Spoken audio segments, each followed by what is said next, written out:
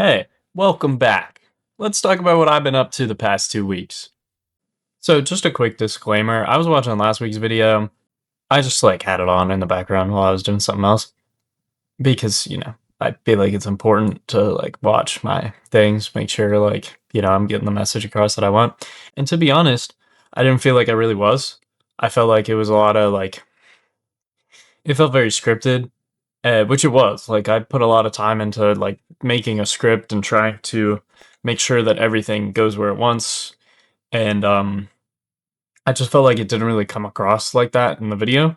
So we're trying a different format today where it's going to be a lot more just not really sporadic, but just a little bit more whatever I want in the moment. And then we'll just kind of mix it all together and kind of see what happens. And hopefully it'll come across as more entertaining and something that people will want to watch, because I didn't really feel that in my last video. And if you disagree with me, let me know. But that's just the way I feel. So that's why we're going ahead and doing it this way. Okay, so my thought process starting off this week, or this last 2 weeks, was that I wanted to get a terrain chunk that would be interactable, and it would also have a bunch of different foliage and stuff on it, so it'll look cool. So we started just making a basic blueprint, adding our selected terrain choice. I think I just picked the basic one. And then I added some logic, so I added a collision box above it. So if the character's in the collision box above it and presses E, which is the just key that I decided, it'll be changeable in the menus. It's all easy to do that stuff in Unreal. But if you press E inside the collision box, then it triggers you to do something. I haven't coded that part in yet, but all I wanted to do was just the basis. And then after that, I wanted to first, before I added the grass and stuff on top of it, I wanted to add a basic material below it. So what I decided to do for that was, first I picked a couple different dirt colors that I was kind of feeling. So I picked a darker one, a super light one, and then one in the middle.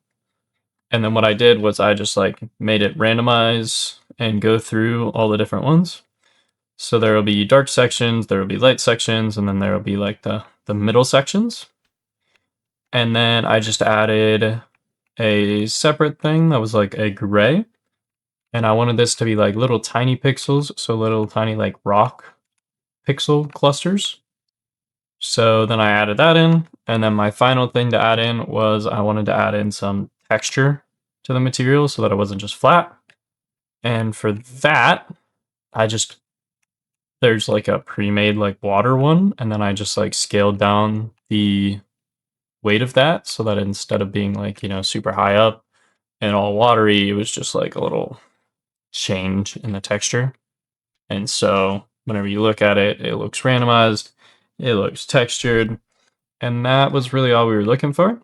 And then finally, the last and probably most annoying part of this was that I wanted to add in all the different foliage. So I wanted different grasses, different rocks, and I wanted this all to randomly generate on the tile.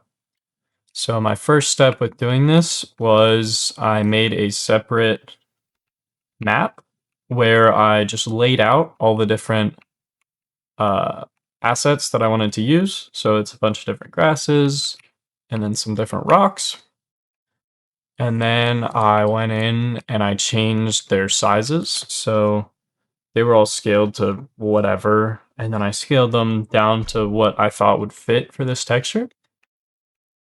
Which ended up being an interesting decision, but I'll tell you why later.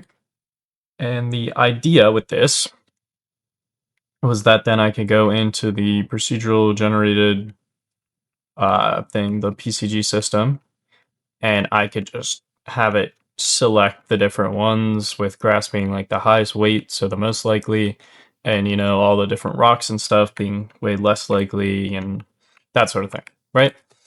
So I went through and I decided all the scales, then I decided all the weights, then I went into the PCG system and I'm just I'll just plug all this in I'll just plug all this into static mesh, a static mesh spawner, where you can add a different bunch of different mesh entries, and that's where you add the weights. Whenever I tried to add it into the static mesh spawner, each one of my assets has different scaling. Like they're all scaled down differently so that they work together nicely. And whenever I tried to add that into the static mesh spawner, you can add a transform node before, where you can transform these nodes to be scaled down.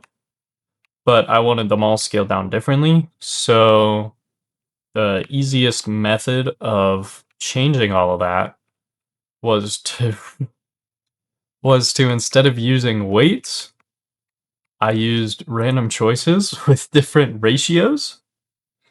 And so there are 8 different assets, so I had 8 different random choices, all with different ratios, and the last ratio being 1. So they all would keep their likelihood the same as if they were weighted, but instead of being weighted, now they are put into different random ratios. So like my first ratio, because I wanted the weight of grass to be 40, my first ratio is 0.4, and then so on until it equals 1, so that each node gets filled with a different asset. So then once I did that, I would have it then transform the points just for the asset that I wanted. Because, like, for example, one of my rocks needed scaled down like a ton, right? Needed scaled down to 0.15%.